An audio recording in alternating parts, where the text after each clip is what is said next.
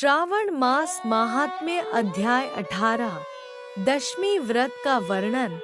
सनत कुमार बोले, हे भगवन, हे पार्वतीनाथ, हे भक्तों पर अनुग्रह करने वाले, हे दया सागर, अब आप दशमी तिथि का महात्म्य बताइए। ईश्वर बोले, हे सनत कुमार, श्रावण मास में शुक्ल पक्ष की दशमी तिथि से यह व्रत आरंभ करें। पुनः प्रत्येक महीने में शुक्ल पक्ष की दशमी तिथि को यह व्रत करें। इस प्रकार 12 महीने में इस उत्तम व्रत को करके बाद में श्रावण मास में शुक्ल पक्ष की दशमी तिथि पर इसका उद्यापन करें।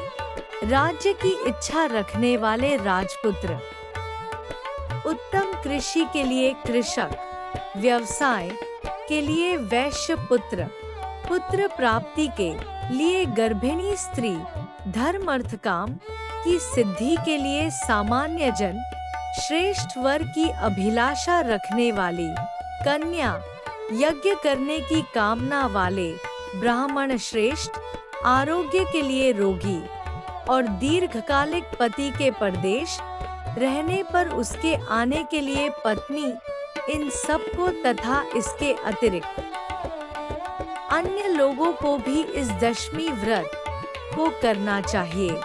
जिस कारण जिसे कष्ट हो तब उसके निवारण हेतु उस मनुष्य को यह व्रत करना चाहिए। श्रावण में शुक्ल पक्ष की दशमी के दिन स्नान करके देवता का विधिवत पूजन कर घर के आंगन में दसों दिशाओं में पुष्प, पल्लव, चंदन से अथवा जौ के आटे से अधिदेवता की शस्त्रवाहनयुक्त स्त्री रूपा शक्तियों का अंकन करके नक्तवेला में दसों दिशाओं में उनकी पूजा करनी चाहिए। घृत मिश्रित नैवेद्य अर्पण करके उन्हें पृथक पृथक दीपक प्रदान करना चाहिए। उस समय जो फल उपलब्ध हो वह भी चढ़ाना चाहिए। उसके बाद अपने कार्य की सिद्धि के लिए इस प्रकार प्रार्थना करनी चाहिए, हे दिग्देवता, मेरी आशाएं पूर्ण हों और मेरे मनोरथ सिद्ध हों।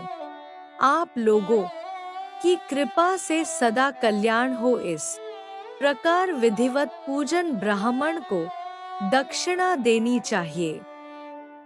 आशाएं पूर्ण हों और मेरे मनोरथ सिद्ध हों। आप लोगों की कृपा से सदा कल्याण हो। इस प्रकार विधिवत पूजन करके ब्राह्मण को दक्षिणा देनी चाहिए, हे मुनिश्रेष्ठ।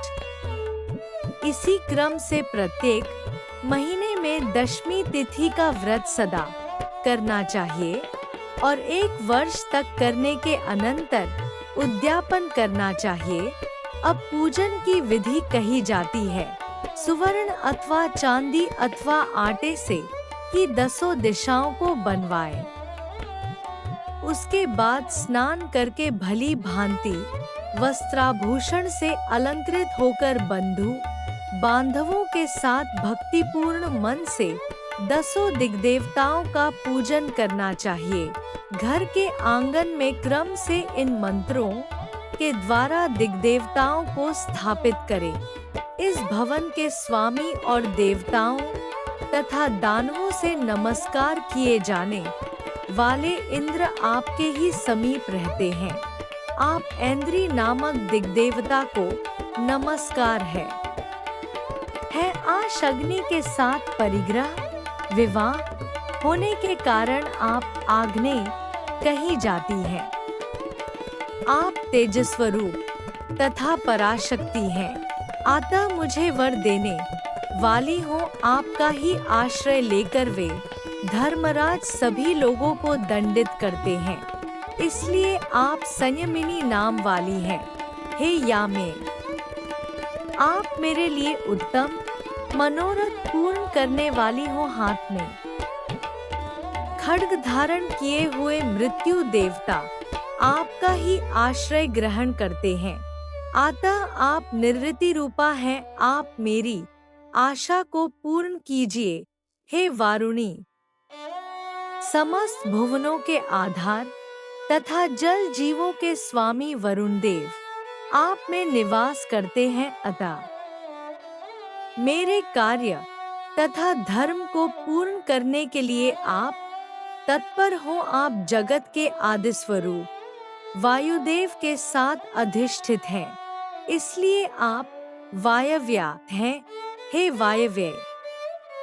आप मेरे घर में नित्य शांति प्रदान करें। आप धन के स्वामी कुबेर के साथ अधिष्ठित हैं, अतः आप इस लोक में उत्तरानाम से विख्यात हैं। हमें शीघ्र ही मनोरथ प्रदान करके आप निरुत्तर हों, हे ऐशानी। आप जगत के स्वामी शंभु के साथ सुशोभित होती हैं, हे शुभे। हे देवी, मेरी अभिलाषाओं को पूर्ण कीजिए। आपको नमस्कार है, नमस्कार है। आप समस्त लोकों के ऊपर अधिष्ठित हैं, सदा कल्याण करने वाली हैं और सनक आदि मुनियों से घिरी रहती हैं। आप सदा मेरी रक्षा करें, रक्षा करें। सभी नक्षत्र, ग्रह, तारागण तथा जो नक्षत्र माताएं हैं और जो भूत प्रेत तथा विघ्न करने वाले विनायक हैं, उनकी मैंने भक्तियुक्त मन से भक्ति पूर्वक पूजा की है। वे सब मेरे अभीष्ट की सिद्धि के लिए सदा तत्पर हों। नीचे के लोकों में आप सर्पों तथा नेवलों के द्वारा सेवित हैं, अतः नाग पत्नियों सहित आप मेरे ऊपर प्रसन्न हों। इन मंत्रों के द्वारा पुष्प, धूप आदि से पूजन करके वस्त्र, अलंकार तथा फल निवेदित करना चाहिए। इसके बाद वाद्य ध्वनि, गीत, नृत्य आदि मंगल कृत्यों और नाचती हुई श्रेष्ठ स्त्रियों के सहित जागरण करके रात्रि व्यतीत करनी चाहिए। कुमकुम, अक्षत, तांबूल, दान, मान आदि के द्वारा भक्तिपूर्ण मन से उस रात्रि को सुखपूर्वक व्यतीत करके प्रातःकाल प्रतिमाओं की पूजा करके ब्राह्मण को प्रदान कर देनी चाहिए। इस विधि से व्रत को करके क्षमा प्रार्थना तथा प्रणाम करके मित्रों तथा प्रिय बंधुजनों को साथ लेकर भोजन करना चाहिए। हे तात, जो मनुष्य इस विधि से आदर पूर्वक दशमी व्रत करता है, वह सभी मनोवांछित फल प्राप्त करता है। विशेष रूप से स्त्रियों को इस सनातन व्रत को करना चाहिए, क्योंकि मनुष्य जाति में स्त्रियां अधिक श्रद्धा कामना पारायण होती हैं। मुनिश्रेष्ठ, धन प्रदान करने वाले, यश देने वाले, आयु बढ़ाने वाले तथा सभी कामनाओं का फल प्रदान करने वाले इस व्रत को मैंने आपसे कह दिया। तीनों लोकों में अन्य कोई भी व्रत इसके समान नहीं है। हे ब्रह्मपुत्रों में श्रेष्ठ, वांछित फल की कामना करने वाले जो मनुष्य दशमी तिथि को दसों दिशाओं की सदा पूजा करते हैं, उनके हृदय में स्थित सभी बड़ी बड़ी कामनाओं को वे दिशाएं फलीभूत कर देती हैं। इसमें अधिक कहने से क्या प्रयोजन।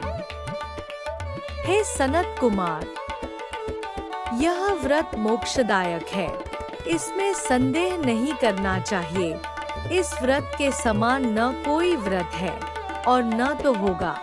इस प्रकार श्री स्कंद पुराण के अंतर्गत ईश्वर सनत कुमार संवाद में श्रावण मास महात्म्य में आशा दशमी व्रत कथन नामक 18वां अध्याय पूर्ण हुआ। जय श्री कृष्ण। ओम नमः शिवाय।